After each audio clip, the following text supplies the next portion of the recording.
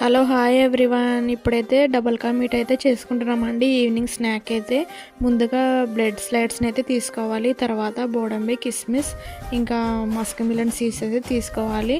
అవి తీసుకున్నాక బ్రెడ్ని అయితే ఇలా ఫ్రై అయితే చేసుకోవాలన్నమాట. మొదటగా అయితే ఇంకా నెయ్యిలో అయితే ఇవన్నీ అయితే వేయించుకోవాలన్నమాట. బోడంబి కిస్మిస్ మస్క్ మిలన్ సీడ్స్ అయితే వేయించుకోవాలి.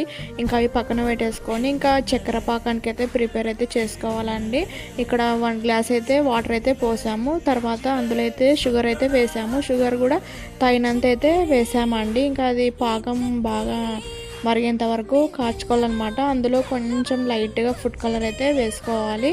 వాటర్ని అయితే గ్యాస్ మీద అయితే కాసేపు మరిగించాలి. తర్వాత మిల్క్ని అయితే యాడ్ చేసుకోవాలన్నమాట. మిల్క్ మనకు తగినన్ని తీసుకోవచ్చు అండి, అది మీ ఇష్టం అనమాట, కంటెంట్ని బట్టి ఉంటుంది. ఇంక ఇక్కడైతే మిల్క్ కూడా బాగా మరిగిపోయాయి. ఇంకా మిల్క్ మరిగిపోయాక మనం వేయించుకున్న ఫ్రైడ్ బ్రెడ్ స్లైడ్స్ అయితే పాలల్లో వేసుకొని అయితే బాగా ఇట్లా అదుముకోవాలన్నమాట. అవి బాగా మెత్తగైనంత వరకు కాచుకోవాలి పాలల్లో అయితే.